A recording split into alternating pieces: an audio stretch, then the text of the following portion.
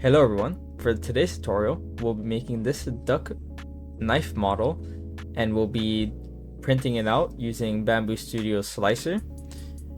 I'm your host, Mr. H, and let's get started.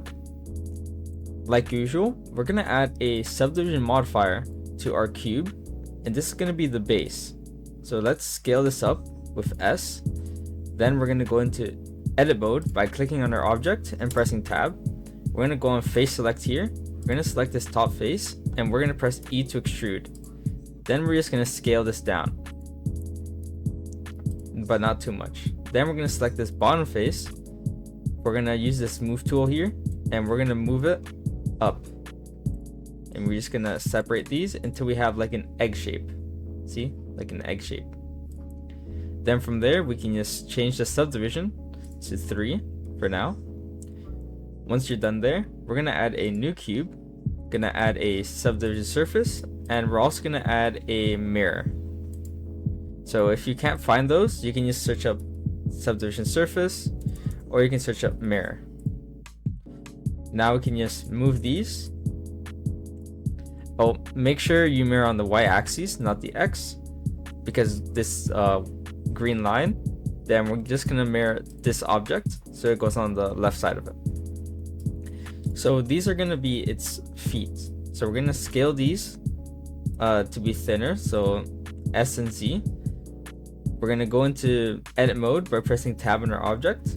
We're going to go here to loop cut. And we're just going to increase the number of cuts to 2. Then we're just going to cut it right here down the middle. We're going to use our move tool and our extrude. Sorry, not extrude, but our face select. And we're going to select these bottom faces with shift and left click, and we're going to press scale and y-axis. You just move it towards the center there. Then we can select this face, hold shift and select that face, and we're going to extrude and we're going to scale on the z-axis. Now we can select this middle face, extrude and scale on the z-axis. Now we have the toes, so now we can increase that to 2, and you can really just play around with the roundness. So I'm gonna just make them a little smaller, and I'm gonna move them towards his body. I'm gonna use these tools here.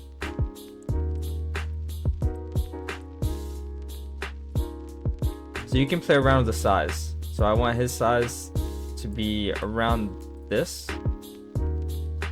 and I might actually make these a bit bigger.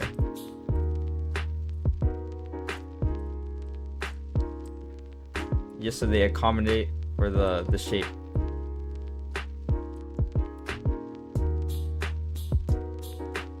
Right, and then I might also move these aside, just so they're more separate. And there we have it. So now we have the toes.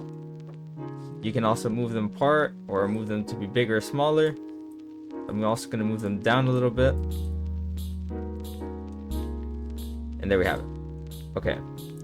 So now for the eyes and arms. So we're going to add a cube, add our subdivision surface, and add our mirror modifier and mirror on the y-axis. Select our object. And we're going to place these to be the arms. And we're going to duplicate this with Shift D and then press X for that axis for the eyes. So for the eyes, we're going to make them small. We're going to just connect it there. And we're going to increase the subdivisions to 2. We're just going to make them small. And then this is going to be the arms. So for the arms, I recommend extruding and just move them towards the center, and extrude and move towards the center. Now we can just scale these down, and you can play around with this. Just make sure you turn that to 2. And let's keep playing around with our object right here. Alright, I'm also going to rotate these just a little bit. Gonna select this to scale it down. Now we can just move this towards the inside of the body. Okay. Now for his little mouth. Cube, subdivide, move this out, and we're going to scale on the y-axis and increase this to around 2. 2 should be good enough. Now we can scale this down and just plop it to his face. Alright. So once again, you can move these to whatever fits best. Alright, so now for the knife. So for the knife, we're going to add a cube, and we're going to scale this on the z-axis. I'm also going to scale this down because it's too big. Then we're going to go into edit mode, and we're going to extrude like so. We're going to do edge select, and select this bottom edge and just move it down. Then we can select these two edges and scale on the y-axis to make like a sharp point. And then we can also select this bottom edge and scale it as well. Since this is going to be like the handle portion, it doesn't really have to look too nice, just so you get the idea. I'm gonna have this look very sharp. Okay, I'm gonna scale this down, and I'm gonna put it in his hand and rotate it.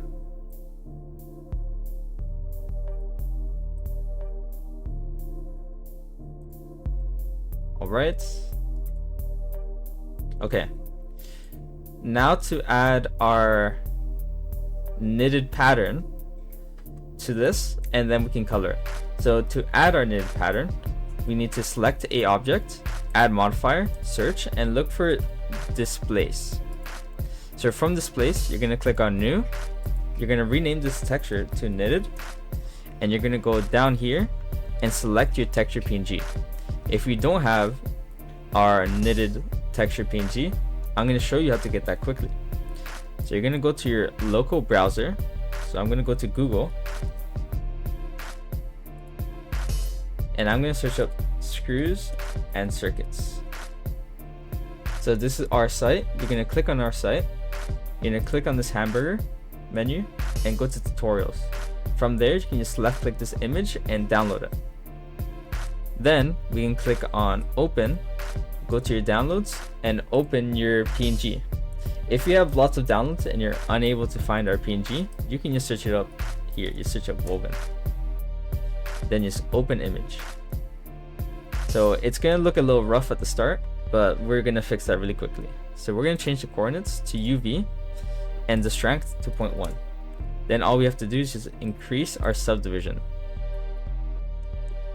One more step. So if you see like this deformation and the stretching, that happens because our aspect ratio isn't exact to like the model shape. So what we can do is we can click A after we selected our object and went to edit mode. Click on UV, Smart UV project, and change the island margin to 0.2 and just click unwrap. So now when we go back, it's a little more defined to its shape.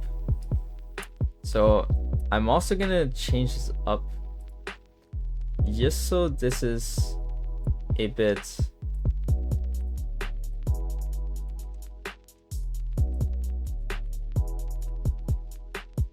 okay, there you go.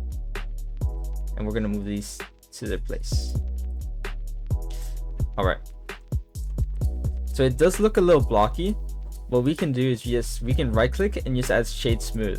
So what that does, it just makes it appear like smoother with shading, but when you 3D print this, it'll look it will still look similar. Blockiness is just due to the way the faces interact with each other. When you 3D print it, it'll look smooth. So let's add our texture to the arms as well. To displace, you can click here on this drop down. So let me just wait for this to go away. So you click down here, go to knitted, change the island margin, the coordinates to UV and the strength to 0.1.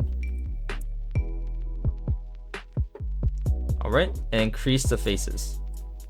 And like we did before, we're gonna select the object. You're gonna click A, UV, Smart UV project, and the island margin is going to be saved from last time. Then we can just unwrap, and we can just do shade smooth and increase this to 2. Alright, so now let's color it up a bit. If you just plan on 3D printing this, you can skip ahead. Okay, so to color this, you're gonna have to add a material. So if we go to the materials section and you click on base color, we can adjust the color we want. So I'm gonna make him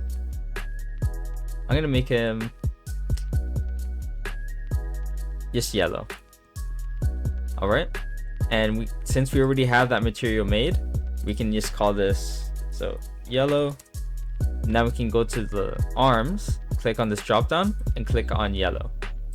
Now for his feet and beak, I'm gonna make this a more orange color. So we're gonna click on new, base color, and we're gonna make this more orange. I'm also gonna shade smooth this, and then I'm gonna do the same for his mouth. Shade smooth. Now for his eyes, since they're gonna be black, we can just click on new. We can click on base color here and just make this black. Alright, now for his weapon. So for his weapon, we're gonna hold Alt. We're gonna click this corner on the faces. Then we're gonna move down and click this corner. We're gonna click new. And we're gonna make this, we're gonna keep this as white. Now for this, we're gonna click plus and we're gonna make this a brown color. So let me just make this a brown color, and we can click assign.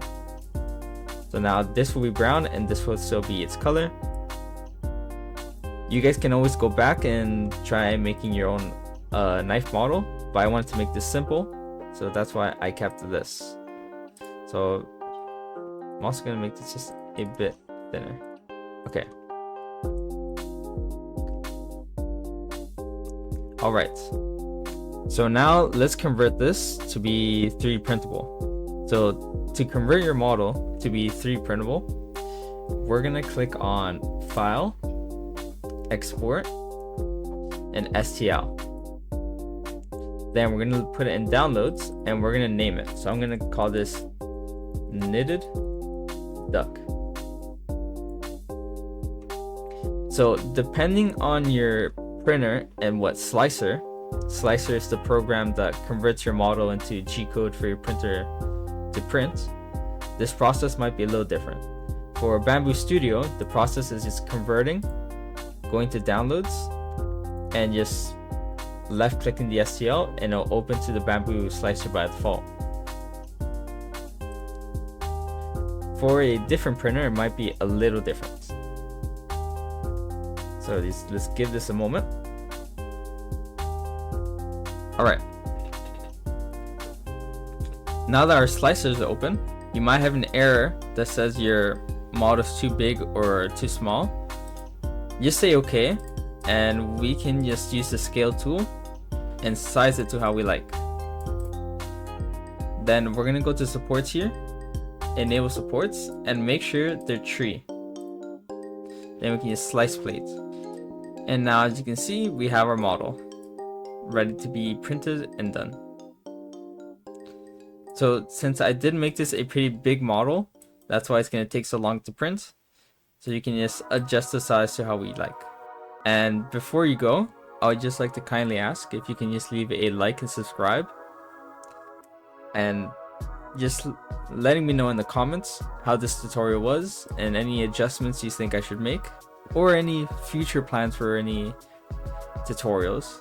I'll be very appreciative, and I'll definitely take a look at the ideas.